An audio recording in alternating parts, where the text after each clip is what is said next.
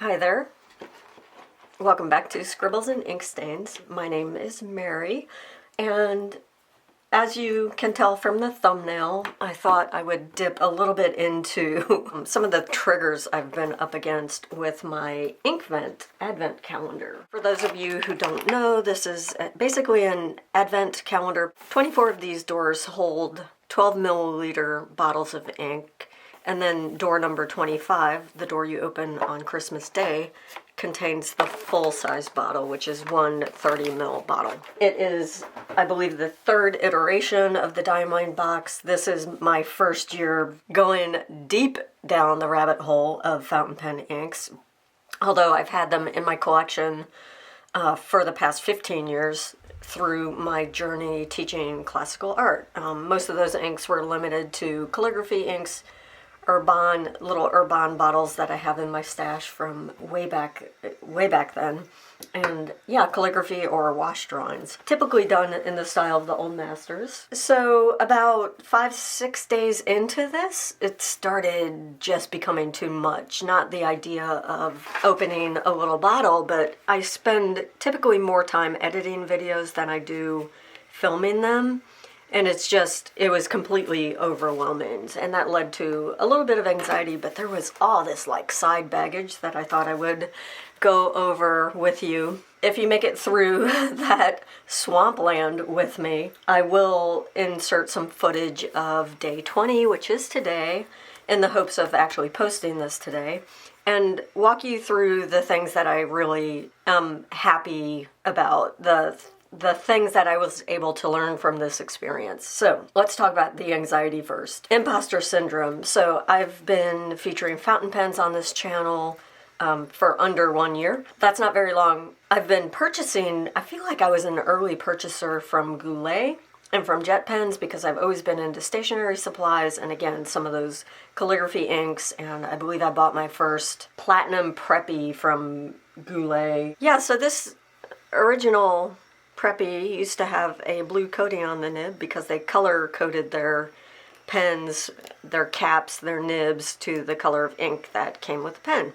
Anyway, I had a whole fistful of these, but this was my limit to fountain pen inks. That does not make me an authority, but I've really been bitten by this fountain pen bug because the other source of my anxiety is, besides what do I have to say and imposter syndrome and being a newbie and all, is this just me digging into another hobby that I'm going to sink under or sink my house with? Because this tiny little studio has all of my art supplies. Started out as my fine art studio. So there's that fine art, and then it's sort of this time of year I pulled out my sewing machine and I've been working on doing these little quilts and mug mats, if that's what they're called, and bowl cozies. So here you go. This is some of my work in progress. Basically, these are going to be mini quilts with a little triangular applique of a patchwork Christmas tree. So yeah, that's a lot. That's a lot in this little, this house was built in the 70s, and it's kind of, typical 1970s construction. Although I will say that the rooms seem to be a little bit bigger than what they're putting in houses today. So I'm grateful for that. But there's just like a lot of stuff. And opening a new fountain pen ink every day was really freaking me out. Because it was just like, am I just acquiring stuff for the sake of acquiring stuff? Am I going to use these inks? I've got enough fountain pen ink to last for the next 10 years, I would imagine. So that's a lot, and I keep getting more because I love them. But does that love justify a full Inkvent? I don't know. We'll talk about what I learned and whether or not that balances out or not. And then throw into the mix this the YouTube community is amazing. You can jump onto YouTube and learn how to make tapioca pearls and boba, even if you have never made them before. As a source of information and as a source of feeding your passions, it's an amazing resource. But it has this little dark undercurrent of, are my expenditures, they're not hurting me financially, but are they making sense for me? Or am I just piling on more stuff? So I need to be really careful about that. I'm a working adult.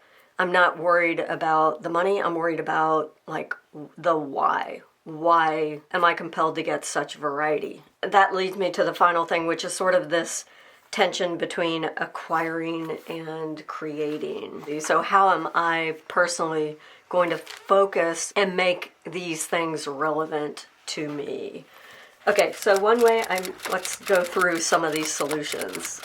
Some of the things that I learned while I was going through this process and getting tossed around in the currents of these questions. One way that it is absolutely worth it to me is that I do an awful lot of journaling. I've considered myself a writer since I was probably 15, but even before that, I remember in elementary school being just an avid reader and an avid journaler and an avid writer. I would write letters, reams and reams of letters.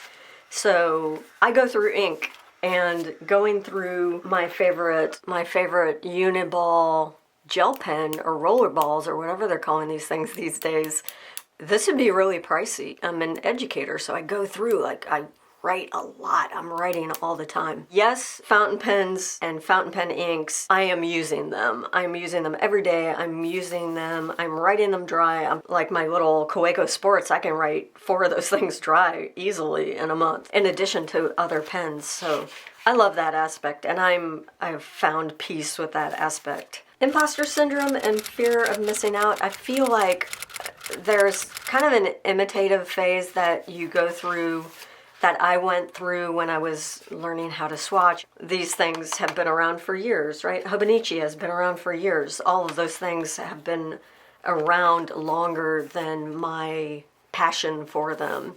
So as I was starting to play, there's a real imitative phase when you're learning anything.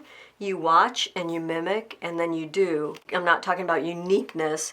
I'm talking about how to make these swatch situations. What information am I getting from that experience? And this page, I feel like this was not the first spread that represents that breakthrough. I will show you the page that did sort of give me that epiphany. Let me flip through.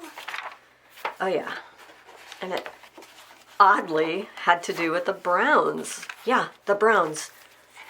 So I started on this page. Actually, this one is not an Inkvent ink, but I really wanted to dial in on what the differences are between browns. How are they composed? How do they react with water?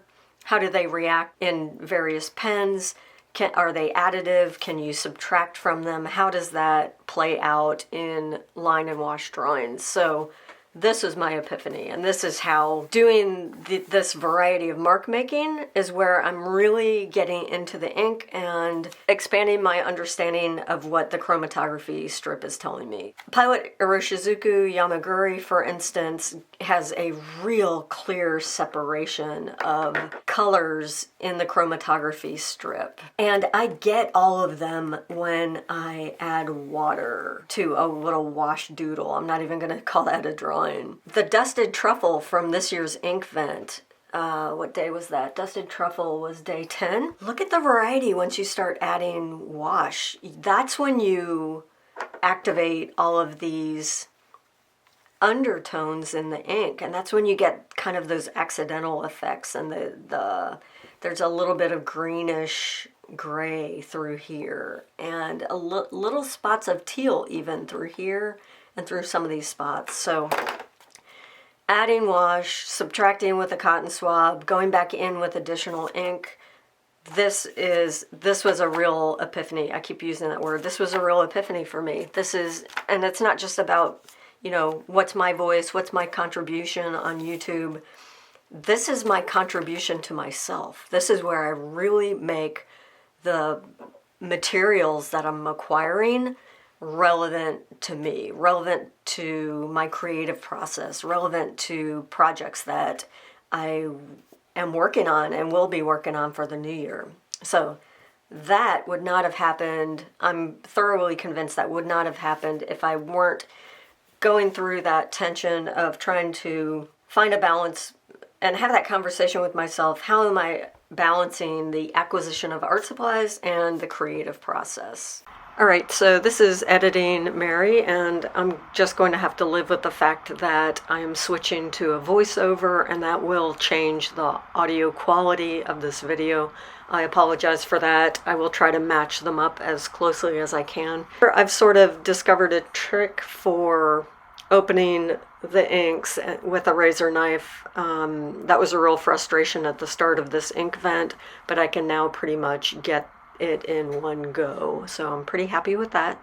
If I were just basing my analysis of this ink on this swatch card, I would be pretty unimpressed. Just to be totally honest with you, I'm not a big user of blue inks when I'm journaling.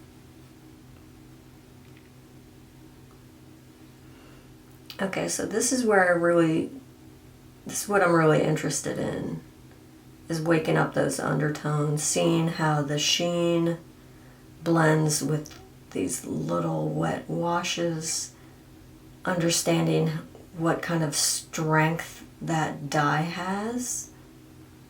I'm not trying to make anything, I'm just doing blobs of water to explore the medium.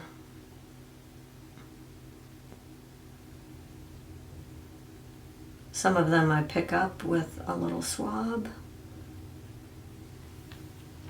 Again, just exploring how much I can manipulate the ink.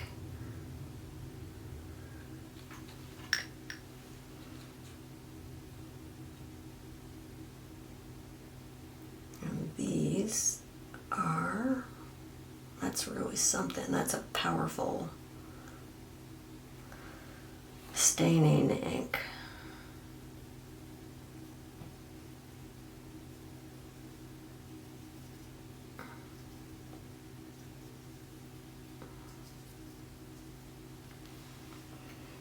Okay.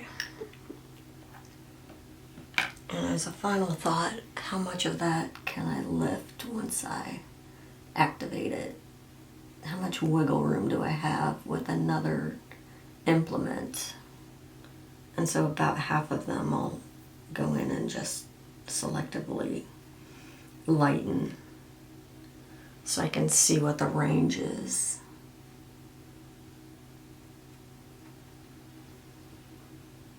Because once you do that, you could always go back again and deepen things up with more wash or more fresh ink.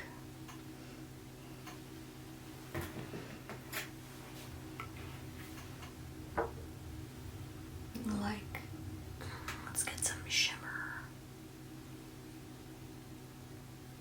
Ooh, did you see that? Do it there too. And you get that kind of the beauty of accident.